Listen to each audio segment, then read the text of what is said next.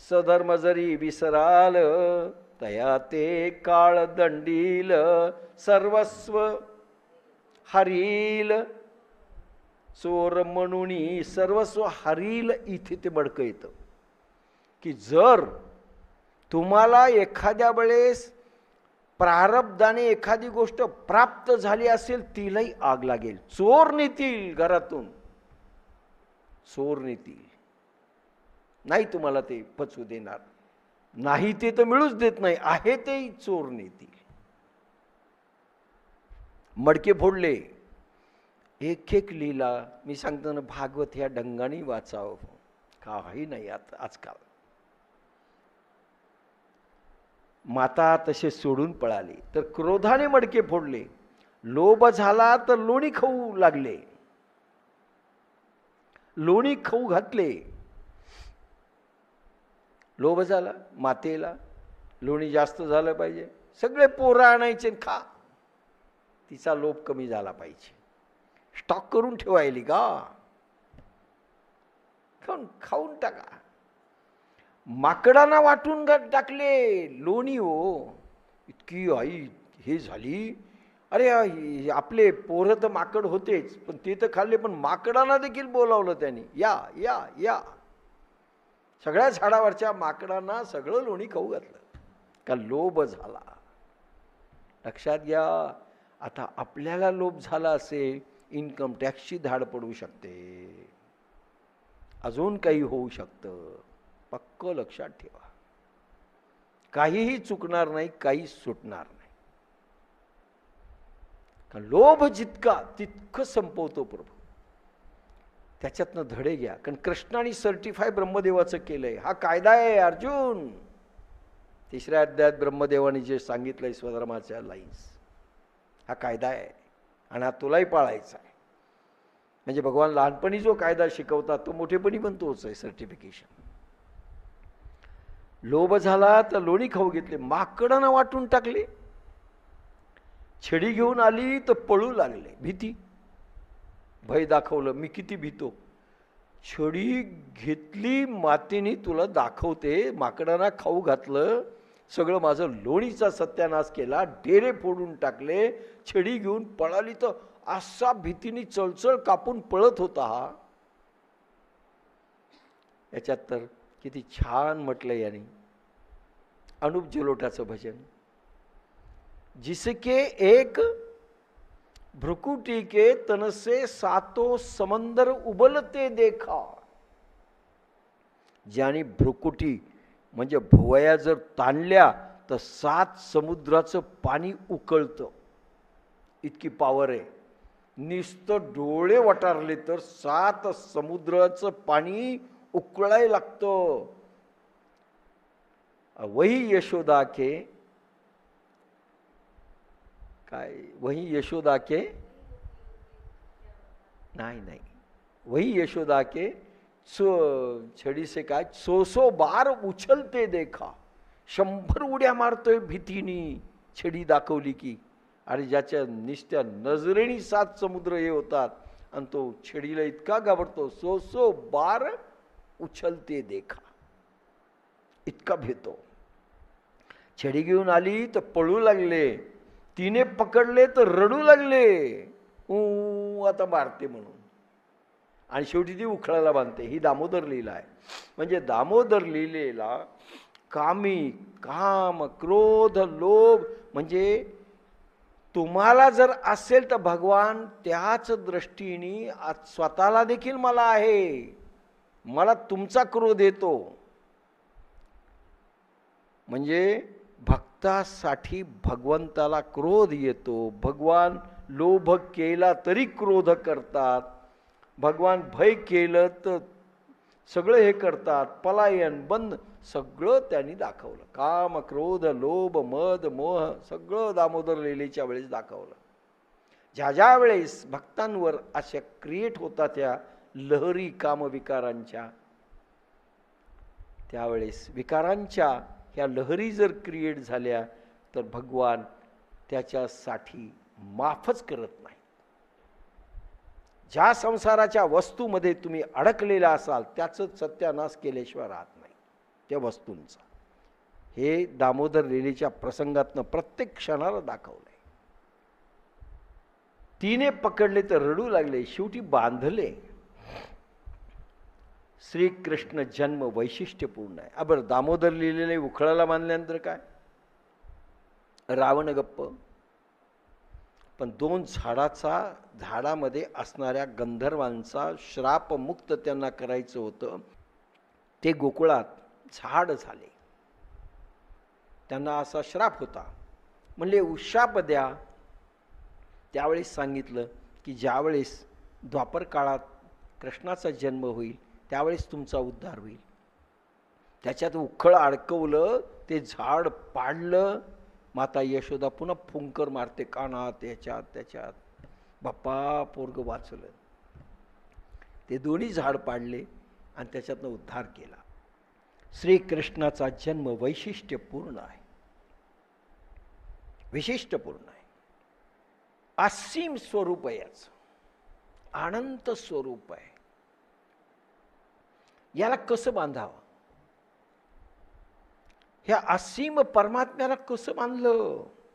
हा सामान्य झाला, बांधू दिले आणि उखळाला. सीमा नाही त्याला. अवताराचा चमत्कार पूर्ण आहे.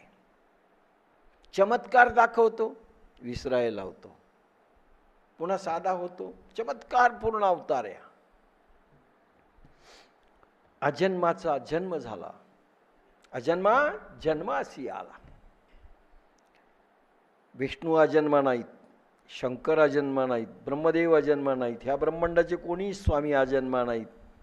पण तो करोडो जन्माचा, करोडो अनंत विश्वाचा तो परमात्मा, तो अजन्मा आहे. म्हणून अजन्मा म्हणजे त्याचं वैशिष्ट्यपूर्ण काय? जन्म नाही पण जन्म घेतला.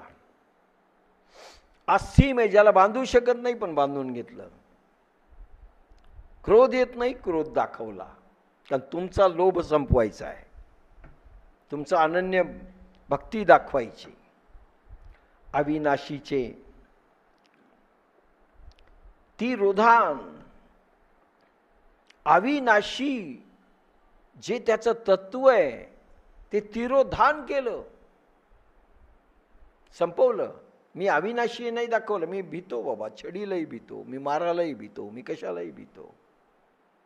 स्वतःचं स्वरूप भगवान विसरले, दाखवूनही विसरले आणि विसरायला लावलं. स्वतंत्र असून परतंत्रता दाखवली. कडेवर घे. यशोदा कडेवर केव्हाही बस, बाळ असं चिटकलेलं नाही, करायचं कडेवर की. एकीकडे भक्त कसा असावा हे दाखवतायत प्रभू, एकीकडे विकार संपवतायत. लक्षात घ्या, भगवंताला पात्र भक्त झालेला आवडतो. बिना पात्र मुश्किल आहे भगवंताचं. म्हणून आपलं पात्र किती स्वच्छ आहे. भगवंताने जसं केलं, आपण ऐकून प्रयोग करून आपलं पात्र स्वच्छ करायचं आहे. देहाचं, मनाचं, बुद्धीचं. सेवक बनणे सर्वेश्वराचे हे अवतार कार्याचे वैशिष्ट्य आहे. सेवक बनले. अर्जुनाचं काय म्हणले? ते घोड्याचा खरारा करण्याचं काम घेतलं, रथ हाकण्याचं काम घेतलं, उष्ट्या पत्रवाळी उचलण्याचं काम घेतलं यज्ञामध्ये, राजस्वे यज्ञामध्ये. मी सेवक कसा असावा तेही दाखवलं. मी साधा माणूसही दाखवलं. नंद भवनात केव्हा केव्हा विलक्षण वात्सल्य रस प्रगट होतो. विलक्षण वात्सल्य रस, ऐश्वर्य भावयुक्त नाही, रहित विलक्षण वात्सल्य रस. श्याम सुंदर हे मुळातच सुंदर आहे. मी सांगितलं ना, इतका सौंदर्यवान परमात्मा दुसरा नाही. किती सुंदर भगवान होते. एकदा असं म्हणतात की स्वतःचं सुंदर रूप पाहून स्वतःच मोहित झाले, स्वतःवर स्वतःच मोहित झाले. इतके सुंदर आहेत भगवान. आणि ते सुंदर रूप पाहण्या म्हणून म्हणलं ना, सत्यम शिवम सुंदरम. तिन्ही गोष्टी ज्या भगवंताच्या त्याच्या सुंदर रूप घेऊन आले. अरे जिथं भगवान शंभू वेडावले, वेडावले शंभू रूप पाहुणी, ही माझी कविता कवितेमध्ये आणलंय. उमा रमा उभ्या हात जोडून, उमा रमा देखील सौंदर्यावर मुग्ध झाल्या. सरस्वती सगळे वेडे झाले. नुसतं कानाचं, नुसतं पाहण्याकडे एकदा सांग, राधा ही तितकी सुंदर. अरे असं म्हणतात, राधा जन्मल्यानंतर तिला पाहायला नारद हजर. दाखव म्हणले, तुझी पुत्री दाखव. इतकं दिव्य आणि सुंदर रूप पाहिलं की बेशुद्ध झाले. बेशुद्ध म्हणजे समाधी लागून पडले नारद. बाप रे, असं स्वरूप पाहिलं नाही. काय राधा आहे. अरे टीव्ही सिरियलमध्ये दाखवल्यानंतर मला वाईट वाटतं की ह्या लोकांना सुंदर बाई देखील आणता येत नाही. राधा किती सुंदर होती. कशी दाखवतात, हेडंबा चालली. श्यामसुंदर हे मुळात सुंदर आहे. व रडण्याने गालावर काजळ ओघळतो. काय दाखवतायत लीला. रडले त्या काळात काजळ घालीत असत. माझ्या लहानपणी घालत होते, आता काजळ रहित सगळं चाललंय. कारण म्हणले काजळ आता हृदयातच प्रगट होतं. काजळी म्हणून आता डोळ्यात घालायची गरज नाही. मी एकाला विचारलं होतं, काजळ का घालत नाही. म्हणले हृदयात ऑटोमॅटिक प्रगट होतं. श्यामसुंदर हे मुळातच सुंदर आहेत. रडण्याने गालावर काजळ ओघळतं. त्यांचे गाल श्याम निळसर अरुण रंगाचे आहेत. काय वर्णन आहेत. भगवान शुकाचार्यांनी वर्णन केले आणि व्यासाने लिहिले. श्यामसुंदर निळसर अरुण श्याम रंग, श्याम निळसर अरुण रंगाचे. अरुणोदय होतोय तसा. किती चमक असेल. त्यावर कुंडल शोभिवंत दिसतात. अरे वर्णन तर असे मी नाही करू शकणार, खूप वाढेल म्हणून खूप वर्णन आहेत. अरे नुसत्या कुंडलावर जरी प्रकाश सूर्याचा पडला तर ते चमकून डोळे दिपून पडतो माणूस. असा रिफ्लेक्ट होतो प्रकाश. नजर थांबत नाही. का गोपिका वेड्या झाल्या होत्या. अरे पाळण्यामध्ये भगवान असताना सारख्या यायच्या. यशोदे ती म्हणायची, हे आम्हाला कामही करू देत नाही. नाही ग, पाहायला आलो बाळाला. मोठ्या लहान सगळ्याच यायच्या. सारख्या चक्र त्या नंदभुवनामध्ये. कुंडल शोभिवंत दिसतात. त्यामधून निळसर किरणे निघतात. सगळं दिव्य लोकीचं भांडार आणलं होतं. त्या सगळ्या वस्तू जरी यशोदेनी घातल्या तरी दिव्य लोकीतनं नंतर बदल झाल्या. गोलोकातल्या वस्तू त्या असाव्यात असं झालं. त्या गायब व्हायच्या आणि नवीन चेतनामयी सुंदर गोलोकातल्या त्या वस्तू प्रगट व्हायच्या. डावा हात मातेने धरलाय. श्रीकृष्ण भयभीत झाले. मातेने छडी मारू नये ही भीती व अश्रू डाव्या डोळ्याने पुसतायत. पाहणं कशी लिहिलाय. श्रीकृष्ण असे भयभीत झालेले दाखवले. मातेने छडी मारू नये ही भीती. असे भ्यायलेत की मारते मारते असा हात असेल. आणि अश्रू डाव्या डोळ्याने पुसतायत. एकीकडे असं अश्रू पुसतायत आणि एकीकडे आता मारते, आपण इथे ताडू. किती भीतात.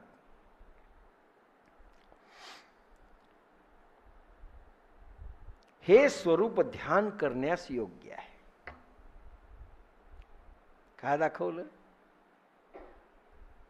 की असं स्वरूप पाहून बाल कन्हैयाचं स्वरूप ध्यान करायला अतिशय सुंदर आहे. गोड मधुर. चरित्र ते उच्चारावे देवे केले गोकुळी म्हणून तुकारामाने म्हटलंय. आचरावे म्हटलं नाही, नाही तर प्रत्येक जण चोरी करील, 2-4 बायका करील, बाबा त्यांनी इतक्या केल्या. कृष्णाचं चरित्र आचरण करू नका, पण उच्चार करा. उच्चारण्यास प्रचंड भक्ती प्रेम निर्माण होण्याचं. हे स्वरूप ध्यान करण्यास योग्य आहे. हा शुद्ध वात्सल्य रस आहे. शुद्ध वात्सल्य रस हा नटखट आहे. नटखट म्हणतात याला. वनात भीतीने पळून जाईल किंवा यशोदेचं फार वाटायला लागलं आता ही फार मारील तर पळून जायचे वनात. मग यायचे हळूच. मातेचं शांत झाला का राग. नटखट आहेत ना, म्हणजे खोड्या करणारा. भगवान मढ्यासारखे मरेलसारखे नव्हतेच. घरात काही अनिष्ट होईल म्हणून बांधून टाकले. किंवा हा काना इतकी भीती दाखवली यशोदेनी की आता वनात पळून जाईल म्हणून तिने बांधून टाकलं. म्हणून बांधून टाकलं. पोरग म्हणतं मी निघून जाईल आणि पोरग भीतीने पळूनही जातो कुठेतरी. आपला काना पळून जाईल इतकं त्याला भीती दाखवली यशोदेनी. आणि इतका तो भिण्याचं ढोंग केलं त्याने की आता पळून जाईल माराच्या भीतीने, तर याला बांधून टाका. अहो खरंच आहे नो, इतकं सत्यानाश केला. आपल्या पोरानं समजा धन वाटून टाकलं, कसं होईल. आता ते धन होतं. लोणी हे धन होतं.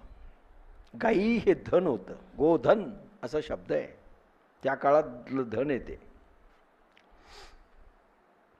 काही अनिष्ट होईल म्हणून बांधून टाकले. कारण हा पळून जाईल, काहीतरी आत्मघात करील स्वतःचा, म्हणून त्याला बांधून टाकलं. हा रस अनेक मातांना प्रगट झाला की स्तनातून दुग्धधारा वाहू लागतात.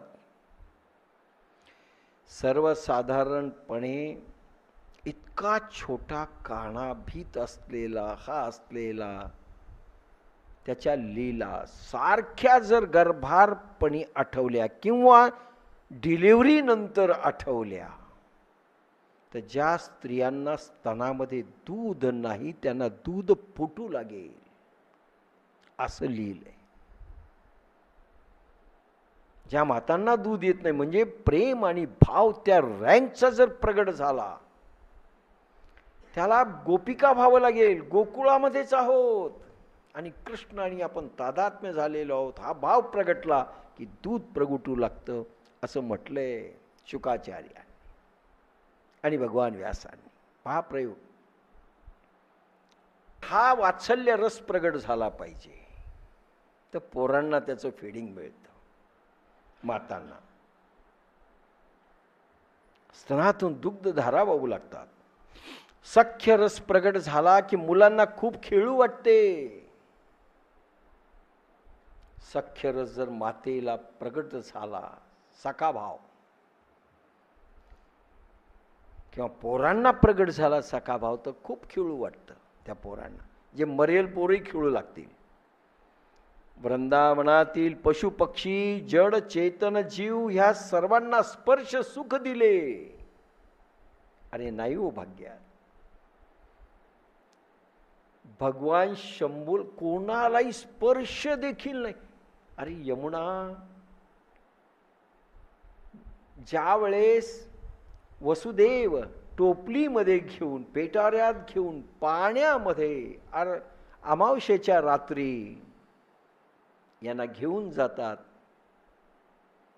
त्यावेळेस शेषनाग फणा धरतो आणि यमुना आधीच पूर आलेला आणि तिचा महापूर नंतर सुरू होतो. म्हणजे इतकं पाणी होतं ते इतकं चढतं इतकं चढतं इथपर्यंत आलं.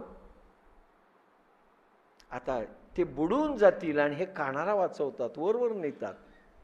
पण कानाला लक्षात आलं की आपल्या अंगठ्याचा स्पर्श तिला पाहिजे, आपला स्पर्श पाहिजे, म्हणून पाय असा करून त्या पाण्याला लावला.